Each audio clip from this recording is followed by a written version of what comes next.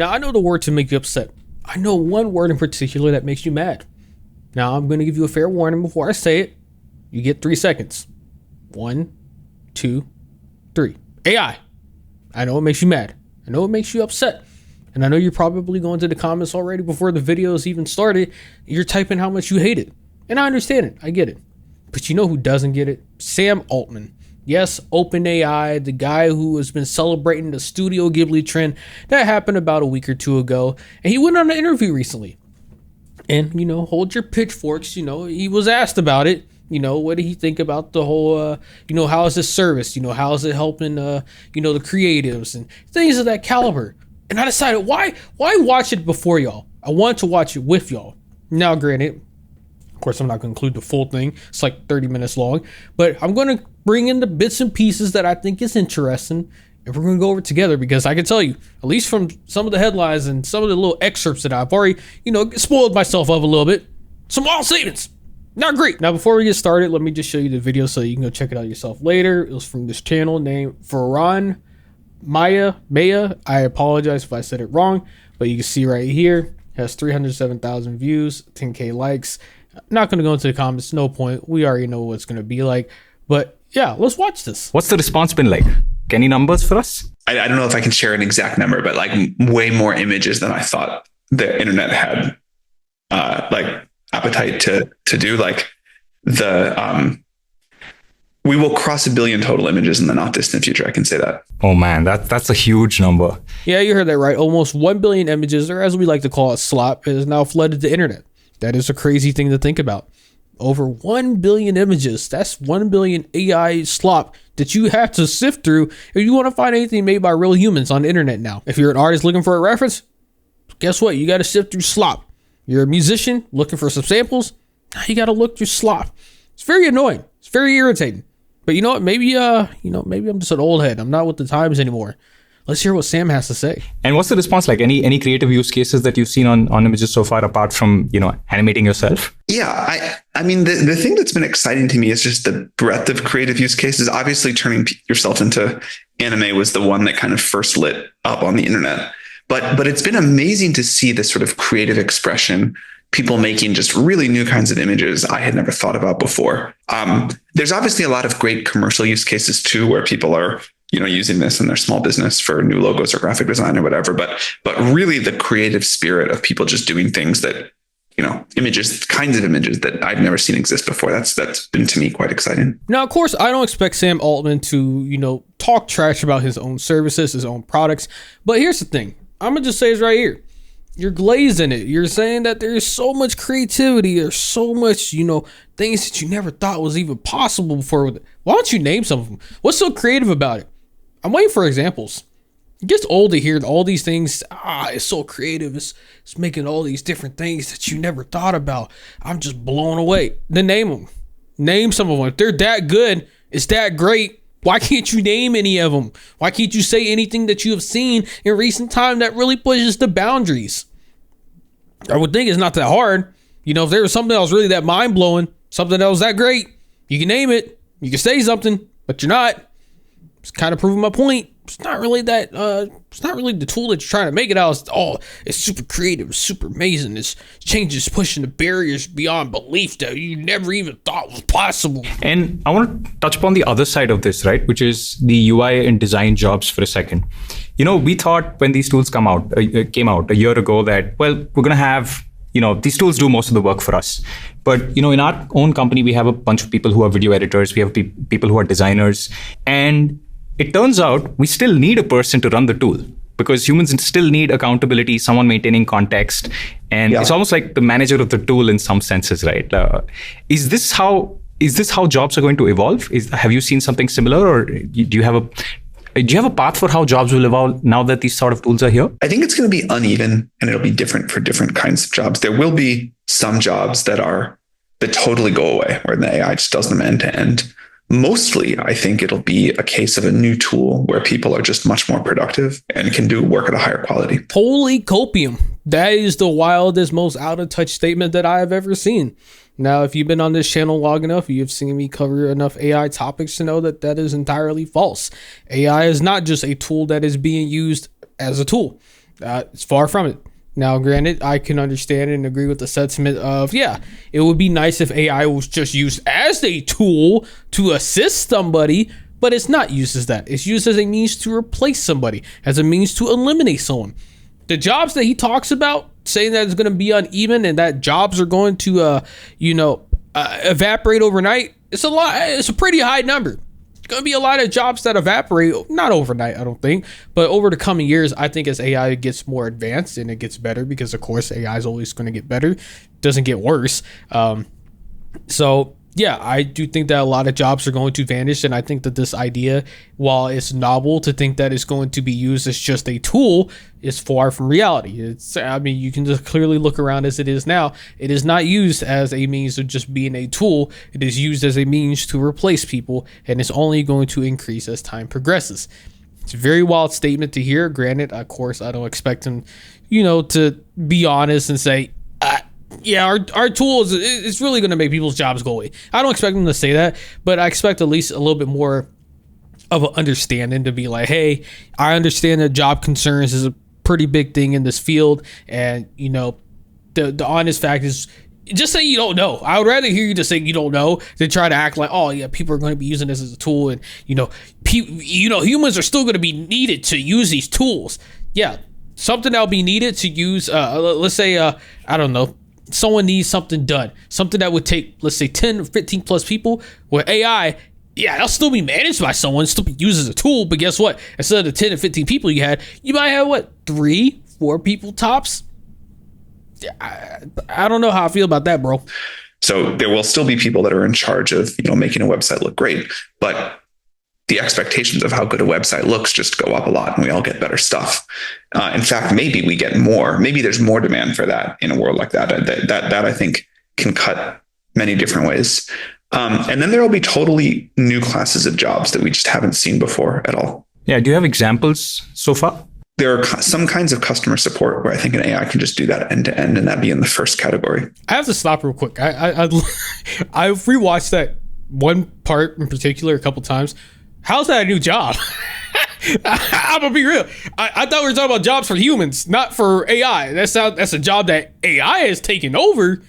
But how is that a job for you? Again, maybe I could be clearly missing the point, and maybe I need to rewatch it a couple more times to really nail home the part that he's trying to prove with that. But I thought we were talking about what new jobs are created for humans, because of AI.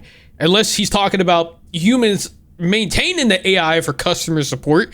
And so, well, yes, AI is, in theory, taking a customer support role.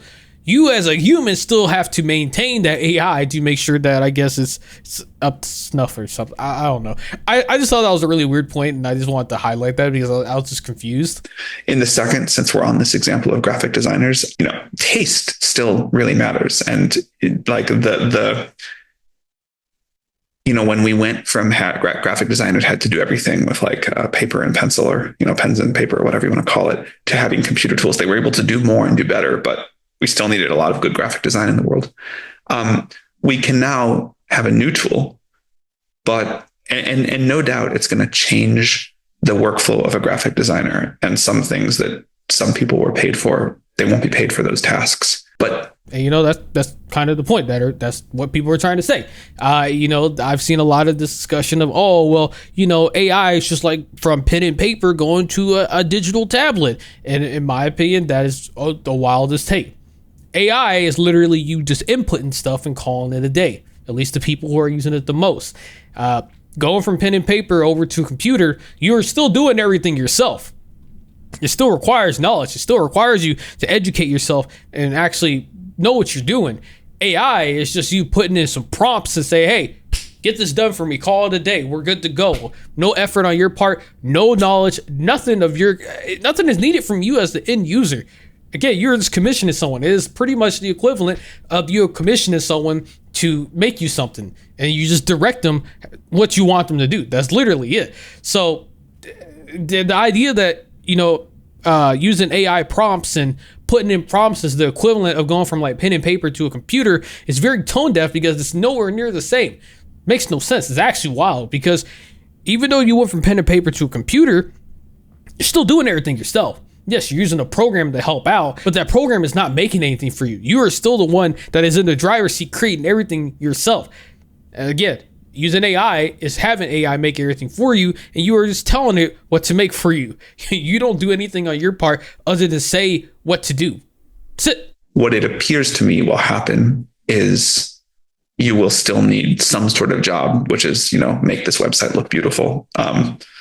And maybe there are fewer people that do that, but they make much more money. And maybe there are more people that do it because we just have a, explosion of how many websites we can get. Like maybe it turns out there was way more demand for graphic design in the world than we could sort of like afford to fill. So in his ideal perfect world, what he is saying is that, hey, even if AI does happen to take some jobs away, the few people who are still doing it, they're going to get paid more because people want quality. People want, there's still going to be a demand for it. And, yeah, people can use the AI stuff and, that's going to happen. But, there's still going to be those select few people that are going to push above the rest and they're going to make so much more money. And then in another scenario, he thinks that there's going to be a situation where it's going to be so much demand for graphic design and it's not even going to be able to be fulfilled. Everyone's going to love graphic design, at least in this hypothetical scenario that he came up with. I don't personally really get it. I don't understand it, but that's just me personally. But yeah, I don't know. It's an odd statement to me personally. To me, I think it's just trying to make a soft blow in terms of the impact that AI is going to have and trying to kind of downplay it and have the idea, oh yeah, AI is going to come around, but it's not going to replace everybody. Like, sure, some people might use it and maybe some might not want to pay people no more because they can use AI, but there's still going to be a high demand. I've seen some of this from artists as well too, say, oh, well, AI is just going to blow over like a fad and, there's still going to be a demand for, just like traditional artists. People still want to go traditional, even though there's a bunch of digital. I'll be honest with you. I don't think that in this day and age, especially as things keep on progressing, I don't think that mentality, at least in my personal opinion, and maybe I might be wrong, maybe this ages like milk, but I don't think that same type of mentality is going to work, especially now AI and as time progresses. I think that yes, while there will still be a demand for traditional art and then yes, digital art from actual artists, there are going to be a large majority of people who see AI, see that they can just throw in some art from their favorite artists and then say, hey, make me a profile picture with this character and their style and move on. They don't have to commission the artist no more. They don't have to do anything. They don't have to worry about it. And that's going to probably increase more as AI becomes more of a commonplace tool and the capabilities and how good it becomes starts to expand.